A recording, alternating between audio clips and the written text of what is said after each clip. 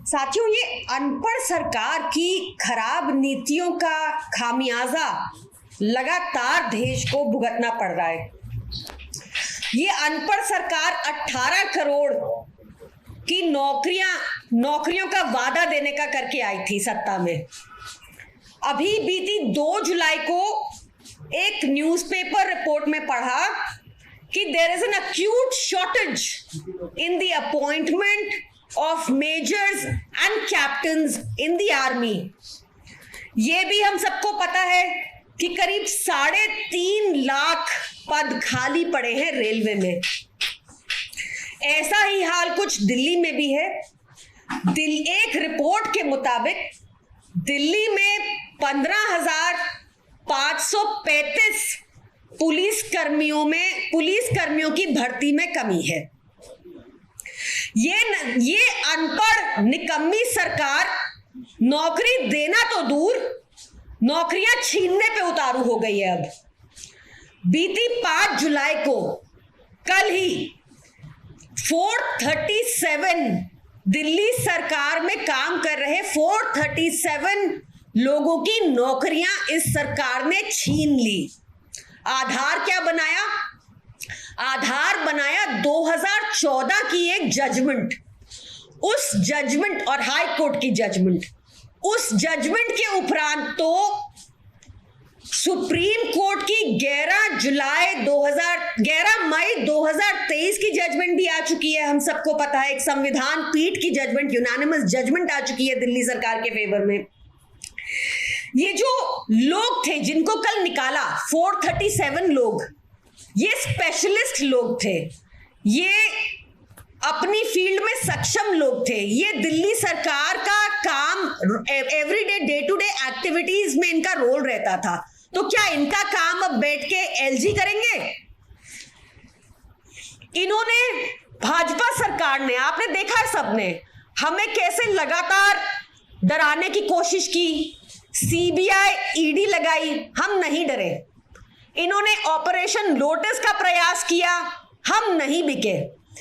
इन्होंने लगातार सर्विसेज में इंटरफियर किया और एक लंबी 8 साल की लड़ाई के बाद दिल्ली सरकार सुप्रीम कोर्ट के एक संविधान पीठ के यूनानिमस फैसले से दिल्ली सरकार को ये सर्विसेज मिली, जिसको इन्होंने 8 दिन में एक गैर संवैधानिक अध्यादेश द्वारा पलट दिया। अब ये मामला भी सुप्रीम कोर्ट में पेंडिंग है। तो इनको इस बात की जल्दी क्या थी? ये क्यों दिल्ली के लोगों से, ये एलजी क्यों दिल्ली के लोगों से इतनी नफरत करते हैं?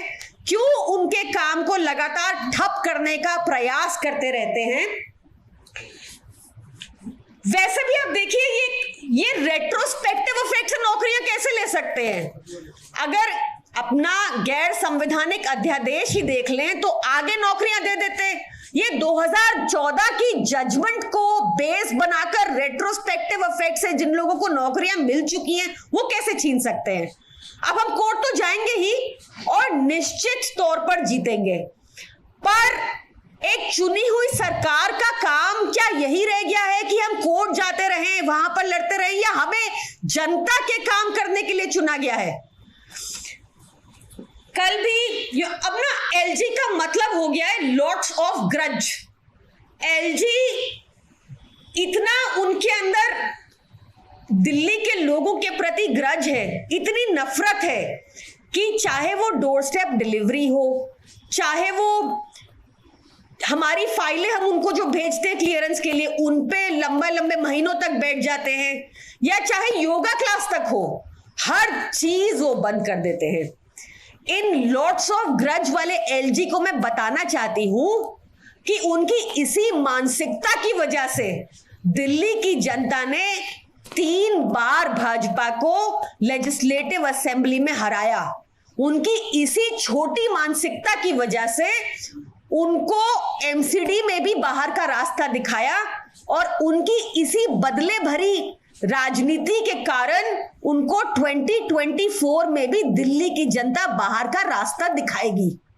मैं साथ ही इन लॉट्स ऑफ ग्रज वाले एलजी को यह भी बता देना चाहती हूं कि आप कुछ भी कर लीजिए, दिल्ली की जनता से आप जितनी नफरत करते हैं उससे कई ज्यादा अरविंद केजरीवाल जी दिल्ली की जनता से मोहब्बत करते हैं, और वो जो मर्जी प्रयास कर लें एलजी, वो अरविंद केजरीवाल जी को नहीं रोक पाएंगे, नहीं तोड़ पाएंगे। थोड़ा सा प्रोडक्टिव कामों में एलजी को अपना एफर्ट लगाना चाहिए और दिल्ली की जनता को परेशान कर देना बंद कर देना चाहिए। जय हिंद। बीजेपी के अध्यक्ष वीरेंद्र सचदेवा वो कहते हैं कि अरविंद केजरीवाल अपने ही लोगों को नौकरियां दे रहे हैं, फर्जी तरीके से नौकरियां दी गई और इनको अब तक जितनी सैलरी दी गई सब कुछ वसूला जाना चाहिए क्योंकि आम आदमी का पैसा है। सारी अपॉइंटमेंट्स जो हुई थी वो पूरा ड्यू प्रोसेस फॉलो करके हुई थी। दूसरी चीज, दिल्ली की जनता ने जब आम आदमी पार्टी को, अरविंद केजरीवाल जी को जिताया तो 50% से ज्यादा वोट शेयर आम आदमी पार्टी का रहा। और दिल्ली में सभी लोग पढ़े लिखे हैं, दिल्ली में जो हमारे वॉलंटियर्स हैं, हम तो इसलिए फेमस ही है ना कि हमारे पास सारे पढ़े लिखे एक्सपर्ट्स हमारे वॉलंटियर्स हैं। तो पढ़े लिखे लोगों को अगर ड्यू प्रोसेस करके अपॉइंट भी किया तो उसमें कुछ गलत नहीं है।